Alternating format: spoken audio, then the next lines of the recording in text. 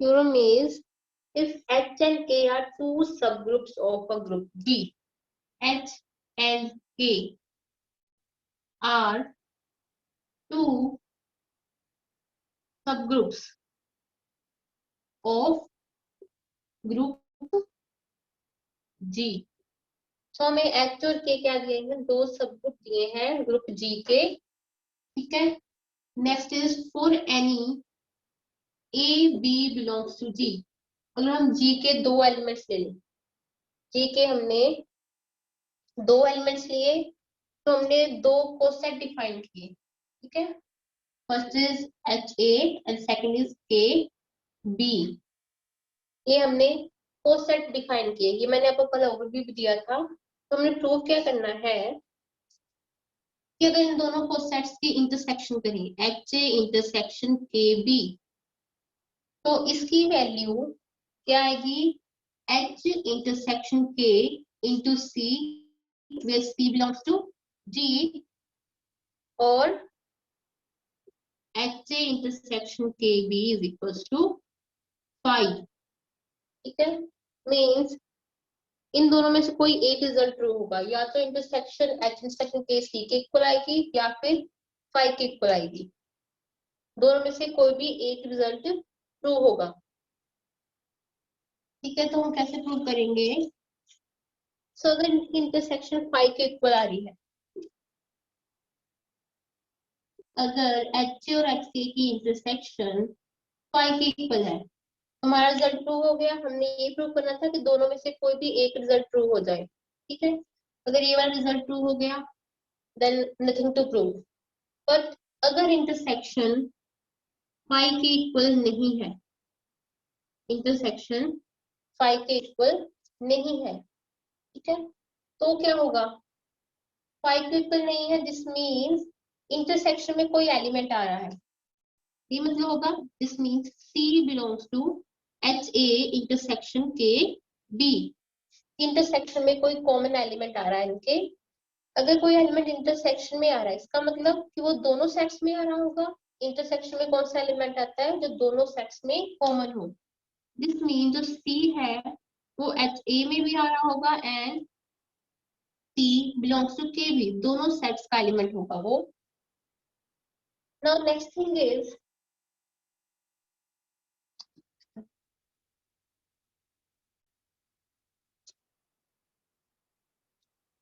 C हमारा HA का element है एंड C HC का भी एलिमेंट होगा, ठीक है, बिकॉज A जो है वो HA को बिलोंग करता है ना,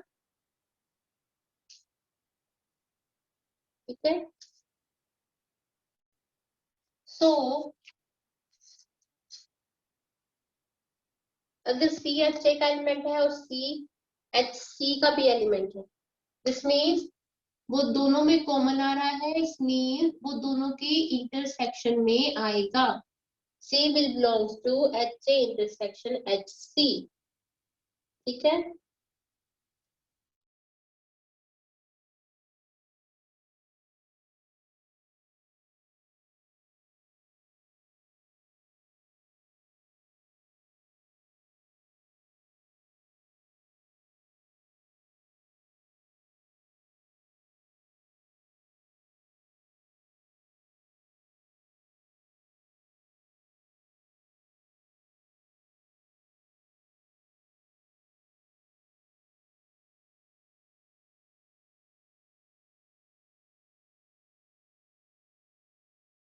कि C हमारा HC में आ रहा है, ठीक है, मीन्स वो दो राइट कोसेट्स की इंटरसेक्शन में आ रहा है। बट हमने थ्योरम की थी दैट टू राइट कोसेट्स, अगर हमारे पास दो राइट कोसेट्स हैं HA एंड HB, देन उनकी इंटरसेक्शन जो है वो 5 के इक्वल होगी, otherwise the two are same, ठीक है। मीन्स या तो वो डिसजॉइंट हो गई या आइडेंटिकल। क्या मतलब है, अगर इंटरसेक्शन 5 के इक्वल नहीं है, मीन्स इंटरसेक्शन 5 के इक्वल अगर नहीं है तो उनमें कोई एलिमेंट कॉमन आ जाएगा। अगर उनमें कोई एलिमेंट कॉमन आ रहा है, इंटरसेक्शन 5 के इक्वल नहीं है, दैट मीन्स वो दोनों सेट इक्वल होंगे, ये हमने थ्योरम की थी, ठीक है। अब यहाँ पर भी इंटरसेक्शन को कोई एलिमेंट बिलोंग कर रहा है, मीन्स इनकी इंटरसेक्शन फाइव के इक्वल नहीं है। अगर फाइव के इक्वल नहीं है इंटरसेक्शन, दिस मीन्स ये दोनों कोसेट्स सेम होंगे, H A is equal to H C, ठीक है। ये हमने यहाँ पर अपनी थ्योरम यूज की है कोसेट्स की। सेम के बी और के सी दोनों राइट कोसेट्स हैं। राइट कोसेट्स की इंटरसेक्शन में कोई एलिमेंट आ रहा है, मीन्स दोनों की इंटरसेक्शन फाइव नहीं है दोनों, फिर इसका मतलब क्या होगा, the two are same, they are identical, k b is equal to k सी, ठीक है। लेट इट बी ए, इसे ए मार्क कर लेते हैं। तो नेक्स्ट थिंग इज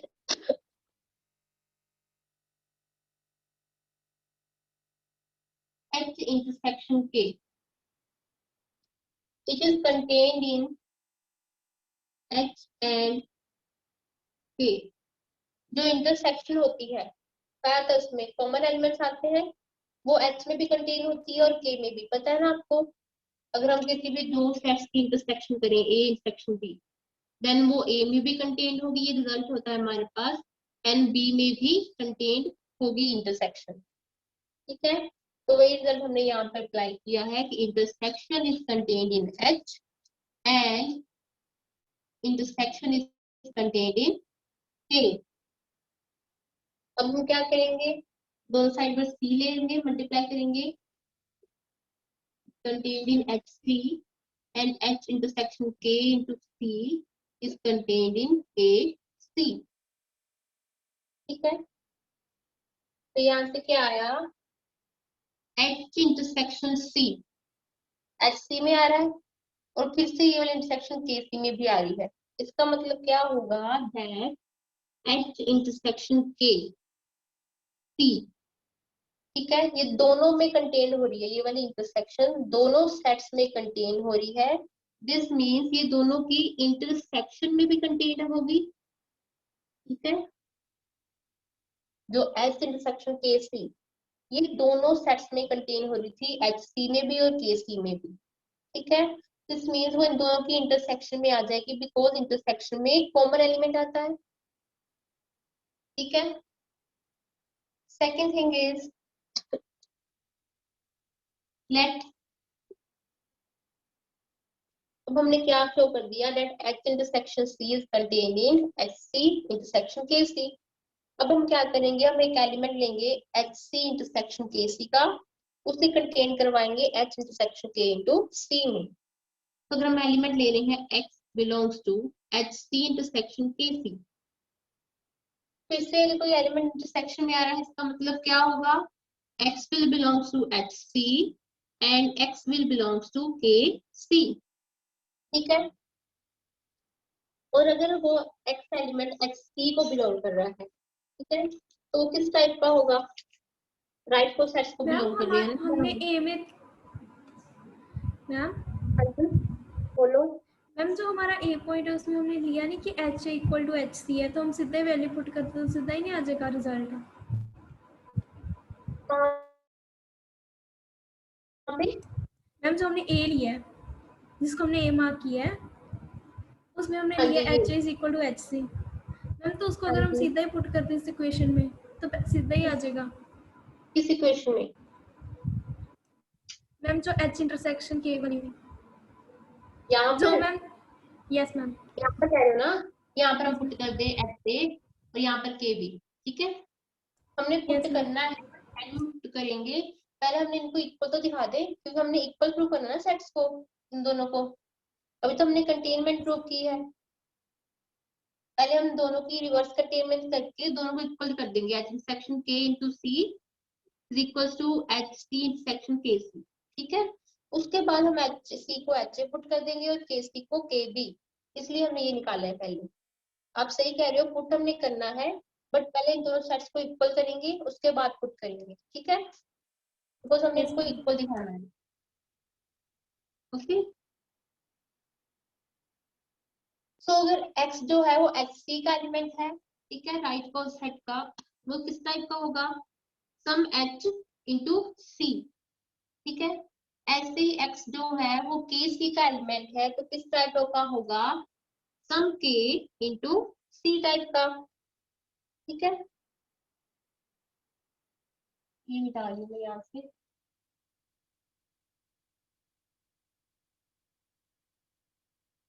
ठीक है, अब x हमारा किसका एलिमेंट था, h equal to h c, ये था ना।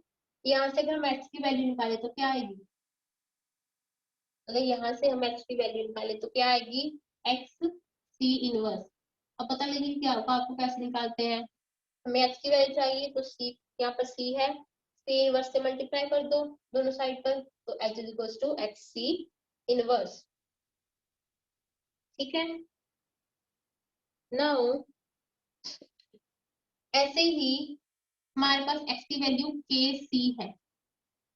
ठीक है, यहाँ से अगर हम k की वैल्यू निकालें तो क्या आएगी, क्या आएगी, X C inverse. x c inverse. तो यहाँ से क्या आ रहा है आपका, h एंड k दोनों की वैल्यू सेम आ रही है, किसके इक्वल, h एंड k दोनों की वैल्यू सेम आ रही है, x c इनवर्स के इक्वल। ठीक है, मीन्स x c इनवर्स की वैल्यू h भी है और k भी है, इसका मतलब क्या होगा,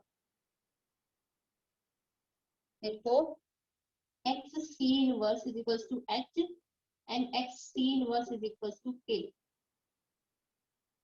अगर x c इनवर्स की वैल्यू सम h के इक्वल है, इसका मतलब क्या हुआ, this x c inverse capital H का एलिमेंट है। ठीक है, ऐसे ही x c इनवर्स की वैल्यू k आ रही है, स्मॉल k, दिस मीन्स ये x c इनवर्स किसका एलिमेंट होगा, कैपिटल k का। ठीक है, अब ये x c इनवर्स h का भी एलिमेंट है और k का भी एलिमेंट है, दिस मीन्स वो उन दोनों की इंटरसेक्शन को बिलोंग करेगा, this belongs to h intersection k। ठीक है, तो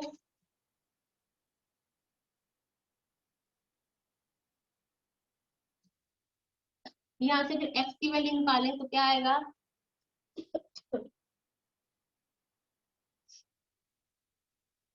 सॉरी x को हम लिख सकते हैं x into c inverse into c, means हम x को लिख सकते हैं x इंटू ई।